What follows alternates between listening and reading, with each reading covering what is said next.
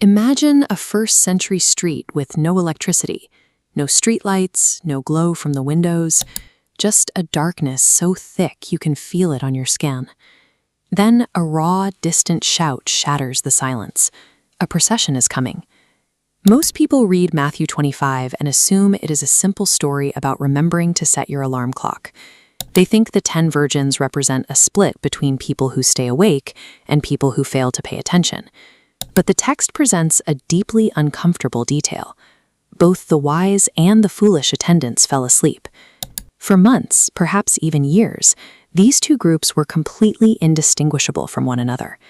During the easy, sunlit hours of waiting, their outward behavior looked exactly the same. They all showed up, they all held their positions, they all possessed the right invitations and looked like dedicated members of the wedding party. Jesus isn't asking if you can manage to stay awake. He is posing a much heavier question. What invisible reserves are you carrying for the moment the lights finally go out? To feel the tension of this story, you have to understand the mechanics of a first-century Jewish wedding. The attendants knew the general season of the marriage, but the exact night of the groom's arrival was entirely up to the groom's father. They were waiting on a schedule they did not control.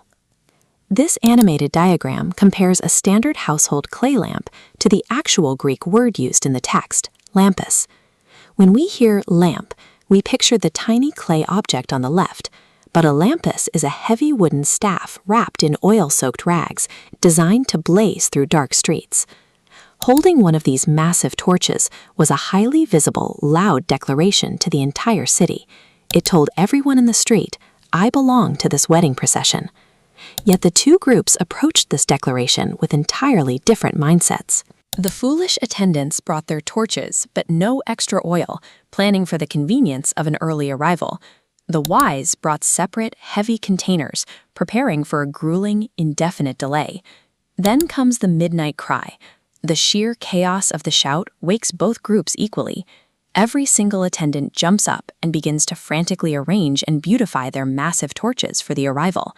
The midnight crisis forces immediate action. It strips away the outward illusion of sameness and exposes exactly who prepared for the brutal reality of a long night. Right as the procession begins, panic sets in. The foolish attendants watch the massive flames on their torches begin to sputter and quench. This is a diagram demonstrating the simple math of a lampis. When the foolish beg for oil, the wise refuse, because splitting a limited volume of oil across two massive flame sources means both go dark. It is an honest equation, not a moral failure. We can see this mathematical limit extends directly to the spiritual reality behind the oil. In Exodus and Zechariah, oil represents the sustaining presence of God's Spirit. It flows exclusively from a top-down, divine source. You cannot transfer it laterally to the person standing next to you. You can share your knowledge, your resources, and your time with the people around you.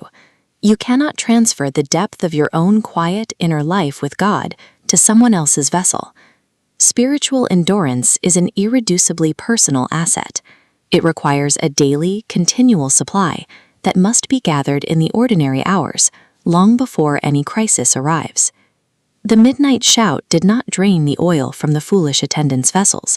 It simply illuminated the terrifying spiritual hollowness that had been quietly sitting there in the dark all along. While the foolish run off to buy oil, the bridegroom arrives. The wise walk into the feast with him, and then, decisively, the door is shut. This isn't a door that swings back open if you knock hard enough. It follows a severe biblical pattern of divine finality. God himself sealed the door of Noah's Ark before the rain started. The blood of the Passover lamb had to be applied to the doorposts before the angel of death arrived. The foolish return and knock, and the groom rejects them using the Greek word oida. He isn't claiming he lacks information about their names or identities. He is stating that he does not recognize them as belonging to him.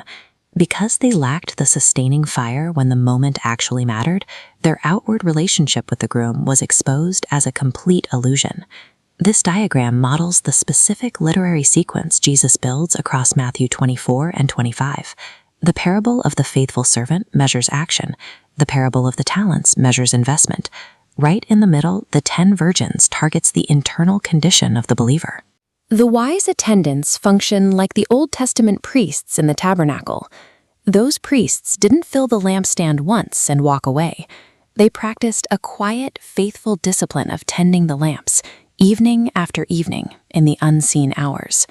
When Jesus commands his followers to watch, he isn't demanding literal sleeplessness or anxious pacing. Watching is the daily humility of looking at the torch in their hand, looking at the long night ahead, and admitting you cannot sustain your own spiritual fire. The delay is a reality we are living in right now. The street is dark, but the door to the feast is still open. The procession will eventually begin. When that delay ends and the groom finally arrives, will your unseen reserves keep your